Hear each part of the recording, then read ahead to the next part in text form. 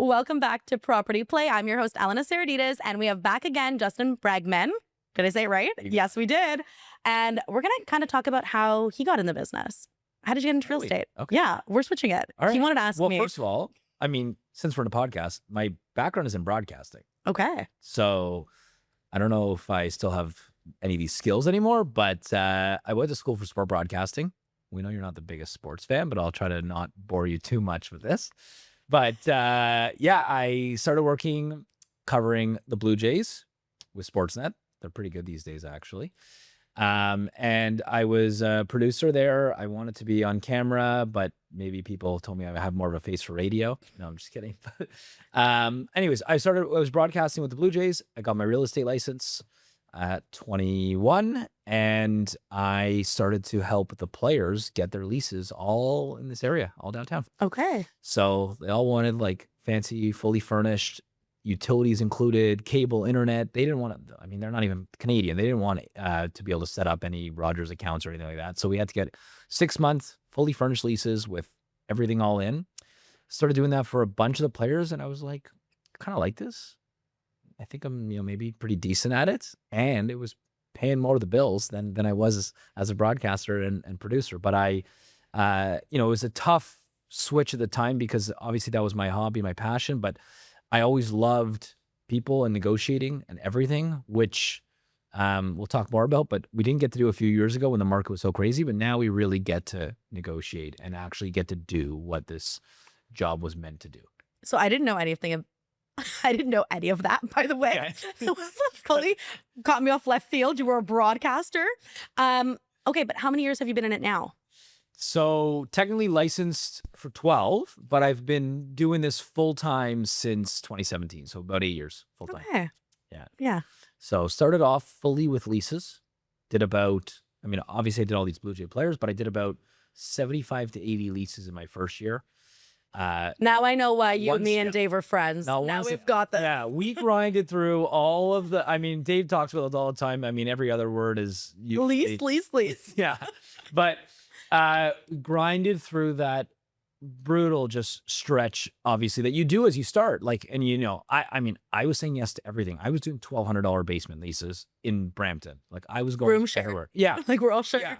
I was doing the most crazy, and also, I was working and trying to, what was I doing at the time? Trying to get people's profiles approved with, no job and, 480 credit scores and, this. But I was like, yeah, we can make it work. Trust me, I know the guy.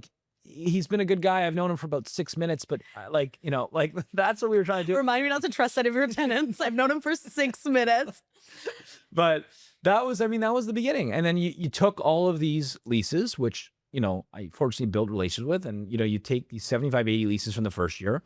I think I did it again for a second or third year. I started to slowly mix in some sales. By the end of the third year, I started to hire my first team member, and she started to help me with all of our leases. And we really, I've transitioned to where we're at now, which is obviously we're doing about 150 to 200 sale transactions a year and another 150 leases along with the team. But really, those leases were the big pillar at the beginning because all of them have kind of been, I say this, they're almost like 5 transactions over the last 10 years. They rented, they bought their first condo, sold their first condo, they bought their house, and now they're buying the investment property. It's 5 deals with those first initial relationships, which is 100%. key because a lot of people try to come in this business and they're like, I want to sell a $4 million house on day one. Well, it's it's not going to happen. Yeah. And you'd be I find that the most successful agents that we've interacted with of our age bracket were all ones that grinded rentals. They did rentals like it was nothing else. I remember back to back to back putting in rentals and doing it with an Uber because it was faster than finding parking and writing the transaction in the back of the car. You get it. Yeah. Done on the hood of my car, pulled over, Oh, no, but I was I can see more people in less time if someone else is driving and I can work in the car while it's happening. I got someone to drive me as of my mid of my first year in real estate. And then I was like, I'm never going back. Yeah. The one day I didn't have a car, I probably haven't driven myself in almost 3 years. Wow. Have not, and I sell volumes of real estate. You would never know that, how did she get everywhere? No, we have a guy, he drives. My clients know him, Mr. Bob. He's fantastic. He's been on the team before everyone else. But I didn't have the car one day and I went in an Uber and was like, I can see more people in less time and I don't have to pay for parking and I don't have to worry about like, where did I park? Where's the client? The car's insured. Everyone comes in. We go together. It was the game changer for me. The moment we started not driving. Well, many realtors don't realize that like this, you're running a business and there's nothing more important than time. You have to be able to be efficient with your time and realize what is the most important task in order next to be able to accomplish, because there's so many different, I mean, the amount of time that I wasted at the beginning of my career going around with unqualified people, didn't know they were working with like 7 different realtors, clicked on a million buttons. They didn't even know what they were doing themselves. They click on the internet on all these different buttons. All of a sudden, an agent one time had an offer from the same client from 3 different realtors on the same lease. Like, it's like, well, I've offered with this guy. Someone else has just offered with this guy. We're all offering the same property with the one same client with 3 different realtors. Yeah. No, but it happens. And it happens still now. Like, our team does a lot of rentals too. And you'd be surprised how many times we get an offer and we're like, this name looks so familiar, and we've already declined the offer.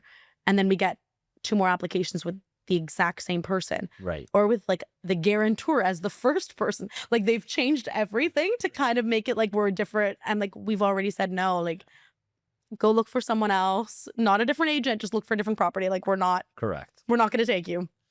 Yeah. So no, there's a lot of that is obviously adapted for both of us. And obviously then we've got to a point now where we, have a team and we have, assistants and everything. I probably need more these days, but we can talk about that for a second. But like, we were talking about this off camera before we started, and we do relatively the same kind of volume, but I do it with 3 admins and I think I need more help.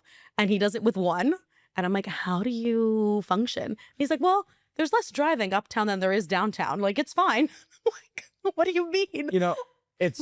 I call it working 24/8. There's no 24/7. It's like 24/8, right? Yeah. It's literally like, it's nonstop. Tell me, are you not someone that's like scrolling deals like at 1, 2 in the morning, like every night? Okay, I just onboarded a new agent. Like, literally yesterday, I onboarded her.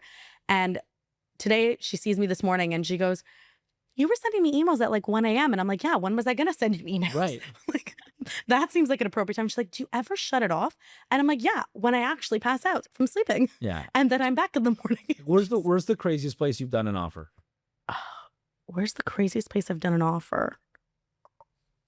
Oh, I feel like on a plane is common for agents. Yeah. I think you got to move I think on a plane is common. I've done it on a plane. I've done it between flights and transit.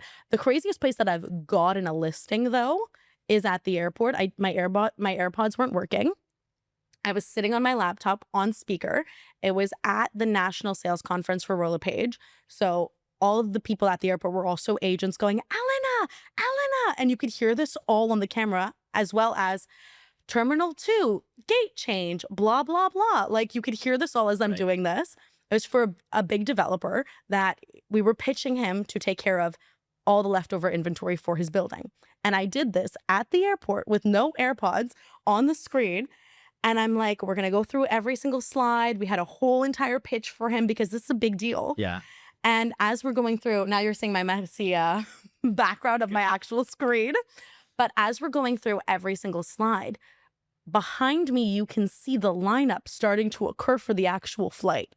And I already told the people that I was traveling with, if it means missing this flight to get this deal done, I'm getting this deal done. I will not be on the plane. Yeah. So I look at my phone at one point and it says, I got on the plane. They wouldn't let me take your carry-on. And all you see is my face. There was another agent on my team on the call too. My face turns around and I'm like, so I continue. And she goes, Elena's about to miss her flight. I think we should wrap it up now. So we wrapped up the call. I got on the plane. I'm like, I don't even know what just happened. If that was good, if it was not, that was the most chaotic deal of my life. Yeah. People were passing by in the background, yelling my name because they were like, oh my God, bye. Like, we're heading back to Calgary. We're heading back to whatever. And I'm trying to focus. And then all of a sudden I get a message when we land being like, congratulations, you got 36 units. Like, okay.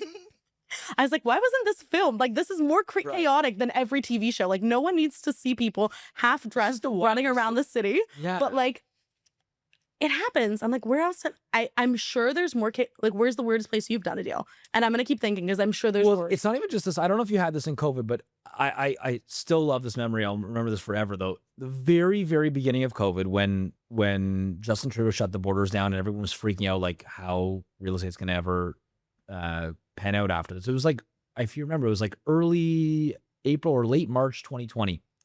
I had a client from Windsor that wanted to buy a house here. They're moving. They're going to be moving here. We did the entire transaction on Zoom. Yeah. Like the seller's agent's at the house with masks on. I'm outside the house. We're not allowed to go even in the house. We don't know what the rules are. Rico didn't even know what we're going to make, or RIA was. They don't know what the new policies were going to be. And my client's on Zoom and he's like, so like, can you lie down so I could see like the depth of the closet? And he's like lying down like, I'm 5'11". Like this is how deep the closet is. And we literally bought the place firm completely on Zoom, the entire transaction. So I just remember that it was a townhouse by Ossington Strip area. And it was a lot of money. It was like 1.7 million at the time or whatever. Complete uncertainty in our market. Also there was going to be the seller wanted to put a clause in the deal. The seller was moving to the US and they wanted to put a clause in the deal that the deal dies if the borders don't open back up. We didn't agree to that. We took it out because can you imagine the borders were closed for like a year and a half. The closing would have never happened. Okay, I now remember the craziest place I've done a deal. So we did the transaction. Everything is great. I send in the offer. It's a very well-known agent. Me and him are countering each other. He sends the sign back. My client goes MIA. Okay. Will not answer the phone. Will not answer a text. I'm like, what is happening? I'm like, what they signed back at is not even her bottom. Like, it's lower than the bottom line that we were going to accept. I'm like, the deal is done. Like, I'm so confident the deal is done. Why isn't she answering the phone? Yeah. She needs to sign. She's not answering. I'm calling. All of a sudden, Dan sees me grab my laptop in flip-flops, which, by the way, if you know me, you know I'm rarely ever in flats, in flip-flops, running out of my house to get into an Uber to go to her building because I know where she lived. I moved her there. Running to security, being like, you need to let me into her unit. Like, I need to go up. He finally lets me up. As I'm running to the elevator, I get a call from her being like, I was so stressed by putting in this offer that I decided to like go on a walk. I'm like, what do you mean you went on a walk? I was like, we're getting this deal done. They just agreed to this number. I'm like, where are you? She was closer to my house. I was all the way near her house. I'm like, I'm running down the street now to find her. As she's walking back in the middle of the street, we like sat on the sidewalk. I turned on my Wi-Fi and she was doing the signing. No. And the agent was calling me back being like, hey, we just got 2 more offers, but I'm held in the sign back with you. Like, is this going to happen? Yes or no? Because the other offers are better than yours. And I'm like, this is happening. Do not sell this property. I'm still in my sign back, like 20 minutes to like the expiration time. Yeah. The paperwork was signed and I forwarded over and I was like, don't ever go for a walk again. I know this is old school, but like we had this a few weeks ago. I mean, no one does this anymore, but I presented in person at their house with a client in multiple offers.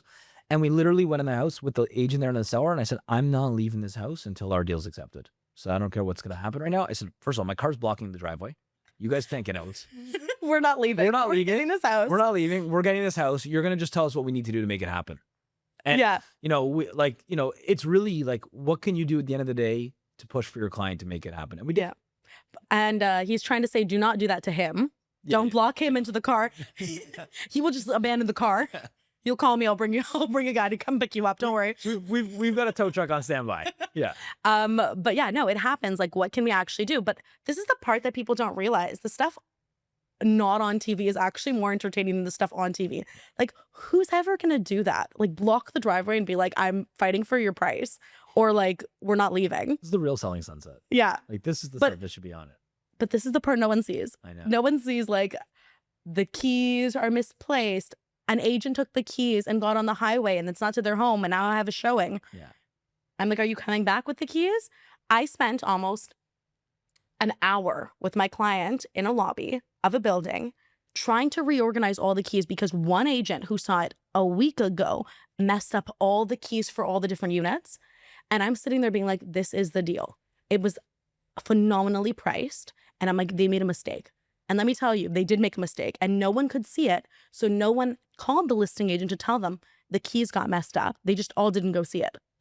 So we got an insane deal. Like, they should have never sold for that number because I stayed an hour calling every single agent, Yeah. being like, hi, I'm so sorry. I'm pretty sure your lockbox got mixed up. I found out the exact agent who came and saw all of these units. Like, I'm going to go in and check everyone's lockboxes and make sure it's all solid.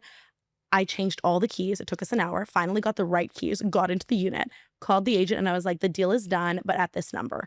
And she called me back being like, we can't actually sell at that number because my client will have to kick in money and like she cannot actually afford to sell. She's like, we can sell at this number. I'm like, phenomenal, should never have sold for that price. Right. Like, we probably got it for 130,000 less than what it should have because no one could get in. Yes. And no agent One day when called. I'm retired, one of my biggest pet peeves, I want to change the whole lockbox business. Like this whole system. Like you go to Liberty Village, I don't know, like there used to be a couple walls there that like, yeah, like there's just 7,000 lockboxes. And oh yeah, like ours is the black one. Oh yeah, yeah. Good luck finding the black lockbox out of 7,000 lockboxes there. Yeah. Yeah, the amount of times you'll get calls too. Like in the winter, the lockbox is frozen. I'm like, Oh, do you yeah, not yeah. bring de-icer? Yeah. Do you not bring hot water? I started putting on the listings like during winter season, like, please note, you should bring de-icer or like hot water just in case. Right. Like, just do it. Yes. Because the listing agent can't help you at that time if know. you're sitting there in front of the property with your client. Yeah. Like, I gift de-icer to my agents during winter Smart. season because I'm like, don't call the agent Yes. to tell them that you can't get in. They can't help you. You're right. They're not coming back to break into the lockbox. Like, get in. Oh my God. Any other questions you have? No. No? I mean, the stunning office down here. Love doing this. Am I convincing you to move over? Is Ryan and Adam going to murder me? Probably. Probably. Yeah, yeah. I should have never said that. Right. I'm going to get a call tomorrow being like, I can't believe you said that on the podcast. Once again, it's Elena Saradidis. This was Property Play. If you like content like this, make sure to like, follow, and subscribe.